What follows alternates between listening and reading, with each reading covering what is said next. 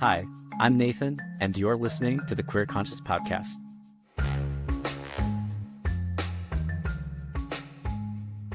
Hi, and welcome to the next solo episode of Queer Conscious Podcast.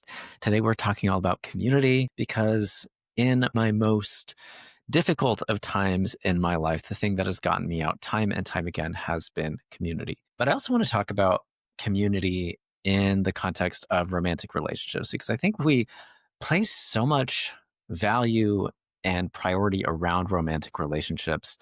And I think it's a disservice to us.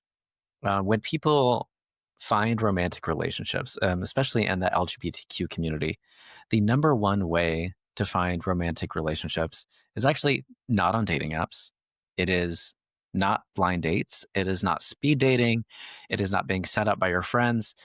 The number one way to attract a romantic relationship is actually by building friendships.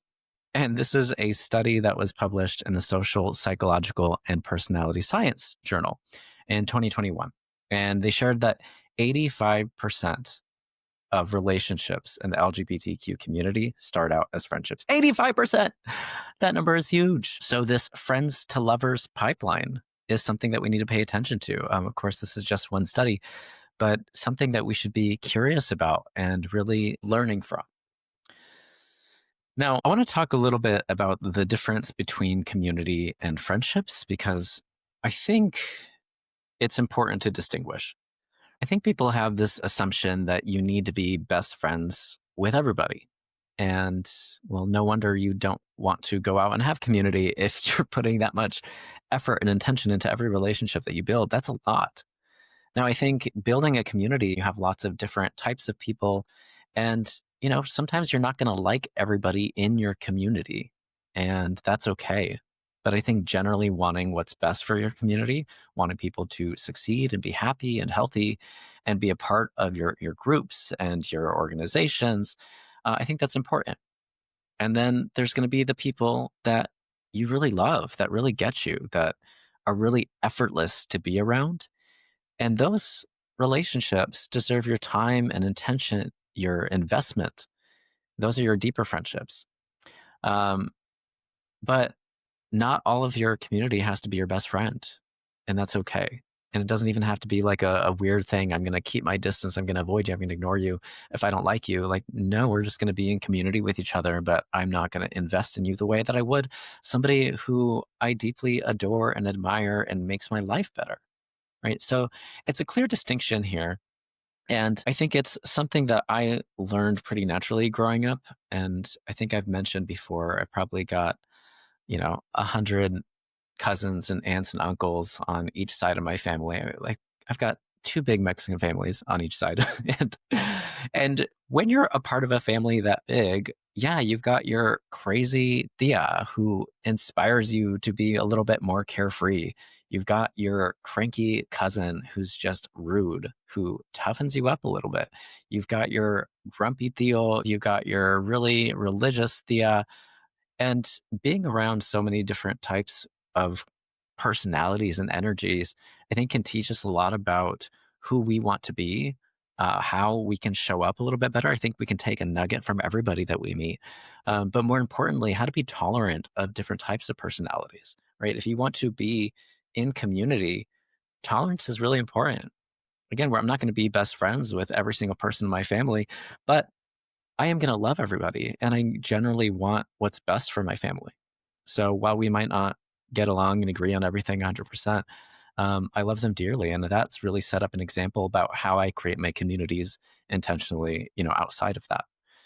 But there are a lot of reasons why we don't want to build communities. Okay. And I'm just going to say it first and foremost. Yes, in our society, when the cost of living is so high, when a lot of people are burnt out by capitalism, by the hustle, and even just the way that our communities are built, there are not a lot of third spaces. And by third spaces, I mean free spaces where people can connect and gather. That really does put a block and a hindrance on being able to come together as a community. So in the past, those community spaces looked like, churches and plazas in the center of town where people would come together and, just hang out. There would be food vendors just walking around. And that's really the way a lot of Mexico is still set up to this day. So every time I go back, I'm just blown away. I'm like, why don't we have something like this here? And the matter of the fact is, just everything costs a lot more out here. At least it feels like it. There was a study that was published recently sharing that friendship costs at least $250 a month. So, yes, you do pay a price to be able to have friends and community. Those brunches aren't going to pay for themselves. And then going out to movies and then, treating each other. And then let's say you want to host a party and then you got to get food for the party. So, it all adds up. And yes, there are real challenges to building community, which, you have to budget for and you have to prioritize. Now, there's also just the inconvenience of coordinating schedules and preferences. And there's this joke that, trying to find time as an adult to hang out with people. It's like, oh, let me check my calendar. Okay, I am free, 8 months from now on Monday between 2 and 3. Are you available then? And it's just a reflection of how challenging it is with our busy lives to create that connection, which is why setting up routines is super helpful and really making it a priority. It's essential. Another tweet that went viral recently was this quote that said, "Inconvenience is the price you pay for community." I'm going to say that again. Inconvenience is the price you pay for community. Now, I want you to think about that. Everything has a cost. Yes, financially, you're paying more to spend time with your community. But also, if you want to be a part of community, yeah, you're going to have to maybe do things you don't really love to do. You may have to tolerate personalities you don't really want to tolerate. Um, but that's the idea of a village. If you want everything to be easy and perfect, you can confine yourself to a room, into your own little echo chamber, and then everything can be exactly the way you want. That's nice sometimes, not going to lie. You can watch what you want to watch. You can eat what you want to eat. You can go where you want to go. It is nice. But what are you missing out on? The connection, the laughter, the shared resources, the learning. There's so much that community can provide to our lives. And I'm going to get into some of the benefits of that. But it really is inconvenient sometimes. And I actually want to share. So I went to Mexico with my parents in April of this year to visit some family that we have out there. And this is the town where my dad is from. It's called La Salca, and it's got 3,000 people in it, I think. Just very tiny town. And I went with my parents and my cousin, and literally every 3 feet that we walked, my dad would run into somebody or my uncle, one of them, and they would just start having a conversation. Okay. And, it's cute at first. You're like, oh, everyone knows everybody. And they're talking about how they used to live there. And you're like, oh, we're the kids of so and so. And we used to live right down the street. And they just go into this conversation. And it was adorable and lovely and wonderful for the first 20 minutes. And then 3 hours later, we haven't even traveled like 100 yards. We haven't gotten to the destination of where we're going. We're going to the plaza. They're having a festival there. And I'm just waiting around, listening to their conversations. And, my Spanish isn't great, so I'm picking up some things. But yeah, it was annoying. And so I'm sure you've all had those trips where you go on a group trip and, someone wants to stop by the store and then you end up waiting forever for them to go shopping, or someone wants to go to this really horrible show and it's not your flavor at all, but you go anyway. Inconvenience is the price you pay for community, and that's okay. You got to find ways of managing yourself within these spaces so that everyone can be honored. And it's a really essential skill to develop. I think the more that you develop that skill of being able to balance your needs with community, with people that you're in relationship with, the more successful relationships that you can have overall. But I want to remind you of the importance of communities. So there's a couple of studies here I want to reference. Being in community brought a higher sense of belonging, social cohesion, self-esteem, less chronic stress, and improved mental well-being. So that's just mentally, you're feeling stronger. You're feeling more resilient. Physically, there are a lot of benefits as well. One study reported that strong community ties can reduce cardiovascular risk by up to 67%. They were studying high neighborhood cohesion. So neighborhoods that were really connected with one another, they did things together, they supported each other. They cut heart attack odds by up to 67%. That's wild. Like, what a metaphor to nurturing our heart with connection and love and community. Yeah, physically, that impacts us as well. And then just longevity and happiness. So, people more socially connected with friends, family, community are happier, healthier, and live longer. There are so many benefits to being part of community. So, I want to share with you guys some proven ways to help create community and some ways that have worked for me as well. First and foremost, if you have hobbies or interests or routines around exercise, you want to socialize them. And I think it's really easy to get into a routine of going to the gym and you don't talk to anybody. You put your headphones in, you do your thing, and then you go home. Maybe you sit at home, you've got a hobby, maybe you're knitting, maybe you're hiking, and you do all those things alone.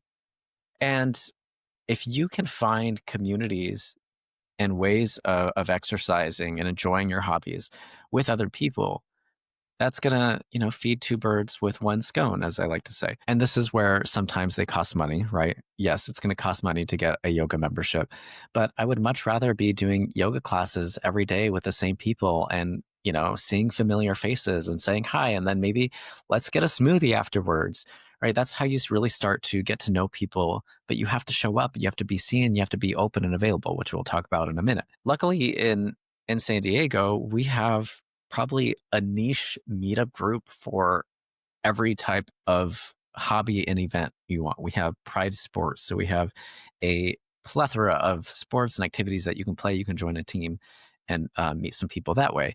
We have board game groups, we have hiking groups, we have yoga groups, and that's specifically for LGBTQ people, right? Remember, you don't have to build community with just LGBTQ people. I would actually encourage you to do both. I think we all need queer friends, and I think we all need friends that aren't queer as well to remind us of what the real world is like. I remember though, when I lived in North County, I think I mentioned this, it was a smaller city and there really wasn't a vibrant queer community. And so I mentioned that I took it upon myself to create a gay meetup group. The first event that I did was Gay Goat Yoga. And I advertised it everywhere, got some people on Grindr, Instagram, Facebook to join me in Gay Goat Yoga. And I got about 12 people there. And it was wonderful. And, our biggest event, we had 50 people on a hike. And I was like, this is crazy. But you can do that, right? You can take ownership of your experiences, and it doesn't have to look like, a big meetup group. It can look like just inviting a few people together. Hey, I know these three people who I generally like. I'm going to bring them over and we're going to have dinner together. We're going to have a game night. We're going to go check out this new art exhibit down at the museum. There are so many ways that you can be a curator of spaces and events. And I encourage everybody to do that, even if you think that, it's a lot of pressure to facilitate those things. Honestly, you really just have to bring people together, put an activity there, and let things happen organically. So just to recap here, socialize your hobbies, your exercise, your interests, become a host and a facilitator. And then another thing that Matthew has, he's a dating expert, that he loves to say is nurture your weak ties. So what does that mean? It's people who are acquaintances or through mutual friends. And let's say you have a bestie and you have so much in common, except they don't love to snorkel like you love to snorkel. And they have a friend who loves to snorkel. And yes, take advantage of that weaker tie and let it build into a stronger tie. There you go. Now you've got a new friend and someone who you can go snorkeling with. And there are so many opportunities for nurturing weak ties and really any group or environment. And I think that's really how you find those people who are just like your soulmate friendships, right? And I think there's nothing wrong with exploring different friendships and really leaning into the ones that see you the way that you want to be seen and that really make your life better. I mean, this is an easy tip, but say yes more often. It sounds so simple, but I can't tell you the amount of times that, I've been invited to something and I just don't want to go. Like, especially, it's like an inconvenient time, the time that I would normally meal prep or the time that I would be walking my dog or doing laundry. And I'm like, now I have to adjust my whole schedule. And now I have to do laundry in the evening instead of the morning. And just do it. Say yes. And then this is the last piece here that I really want to share. And I think it's probably one of the most important ones, but it's about being approachable.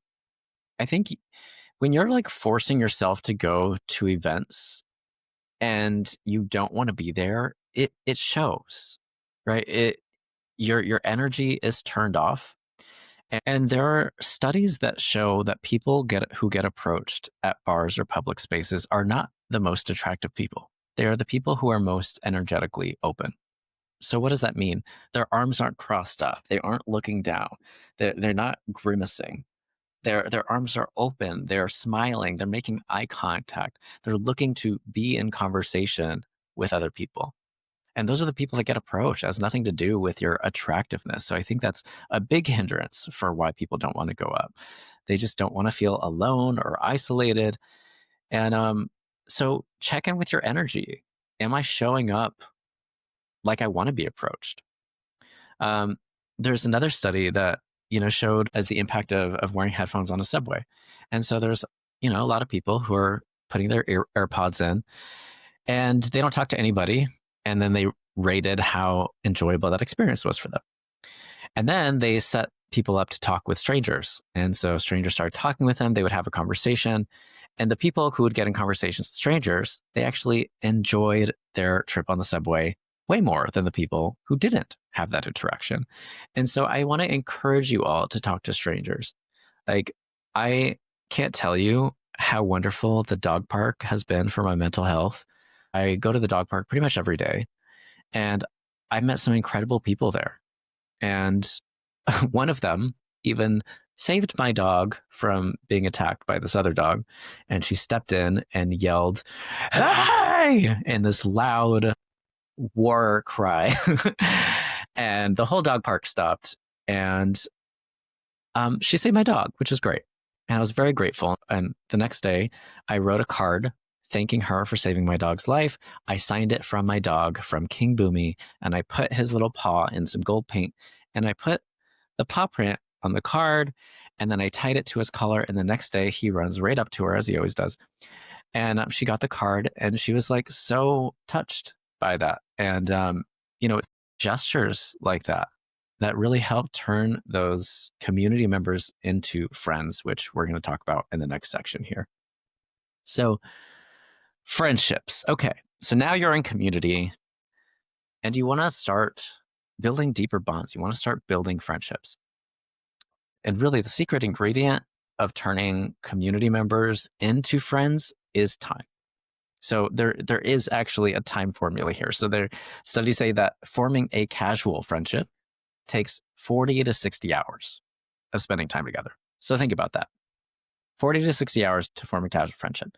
Then to become a good friend, 80 to 100 hours. And then to become a close friend, that's 200 plus hours together. So the biggest mistake that people make is showing up to an event and expecting to leave that event with 10 new friends. It doesn't work like that. You have to follow up with people. Hey, I loved this conversation. I would love to continue it. Would you be down to get coffee sometime next week? Hey, I noticed that you also loved archery. Would you want to go shoot some arrows sometime? I think that's how you say it. Those are the things. So it's the follow-up and the maintenance that turn those community members into friends. Again, it takes work. So decide for yourself. Do you want to be lonely, or are you willing to do the work that it takes to create community members and friendships? But yeah, 200 plus hours. I mean, I think that just goes to show that you really have to make community a priority, and friendships, they need routine contact. Another thing that really changes the dynamic between community members to friends is the type of connection you're having. And, I don't think there's anything wrong with small talk. Small talk is an art. Small talk is really like scanning the surface of that person to really find those sweet spots of like, what do you do? What do you like? What are your hobbies? Of who they are as a person. And once you find those spots, then you can really get curious into what drives them, who they are, what they live for, and ask those deeper questions. So you don't have to go up to people and ask them what their number one fear, hope, and regret is, which I often like to do anyway, but that's just me. But small talk is wonderful. And as you scan their energy with small talk, then you can really find those points to dive into deeper conversations where you're going to share a little bit more vulnerably. That's important. Nobody wants to be friends with someone who doesn't share anything about themselves. That's where people start to feel like they know you and they want to be around you more.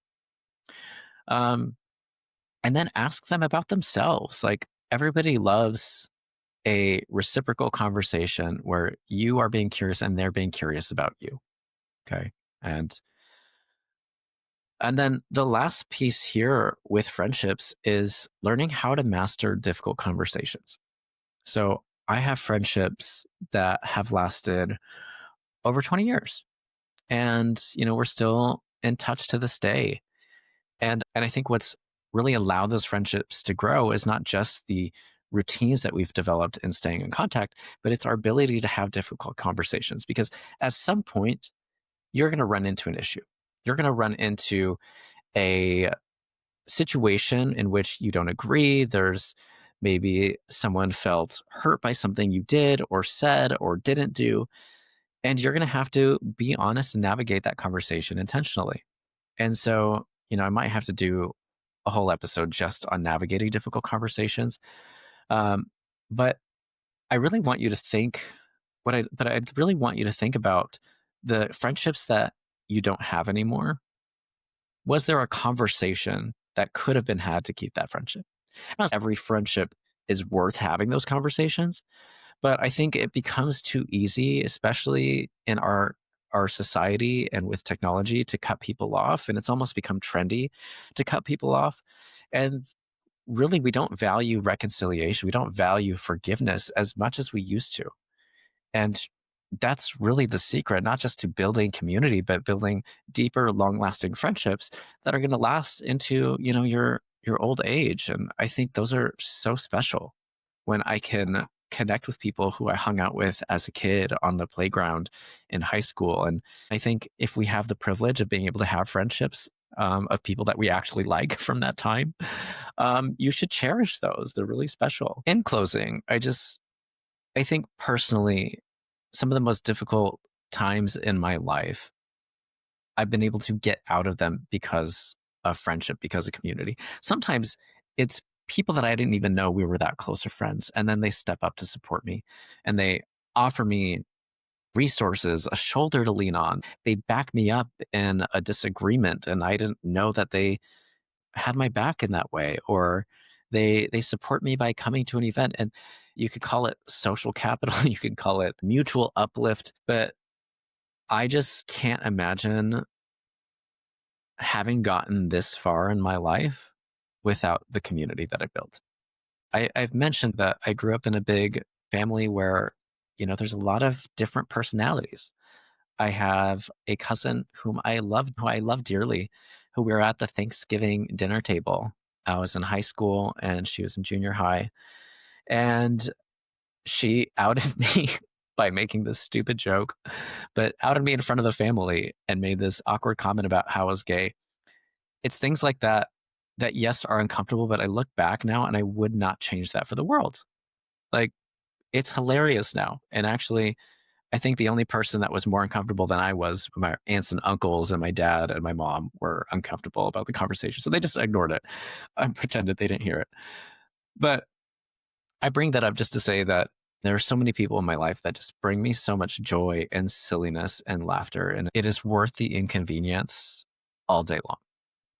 So if you are there on your couch and you are struggling to get up and go hang out with people, if there's someone that you've been meaning to reach out to and text, if there's an invitation pending your RSVP, damn it. And I hope you all have a beautiful connected month. I'll talk to you soon. Thank you for listening to the Queer Conscious Podcast, where we explore how love feeds us, heals us, and gives us life. I'm your host and queer love coach, Nathan Serrato. But remember that the conversations that we're having here today are not a replacement for working with a licensed therapist, professional coach, or mental health practitioner. These conversations are for entertainment and education purposes only. But if you are dealing with some big challenges and you're thinking about seeking some professional support, it is one of the most empowering things that you can do for yourself. You can visit queerconscious.com for more information on how to do that. Now, if you love today's episodes and you want more episodes like this, I need your help. Please leave a 5-star rating and review. That's going to help me to bring you more high-quality content and interviews. So until then, take care of yourself and don't forget to let love in.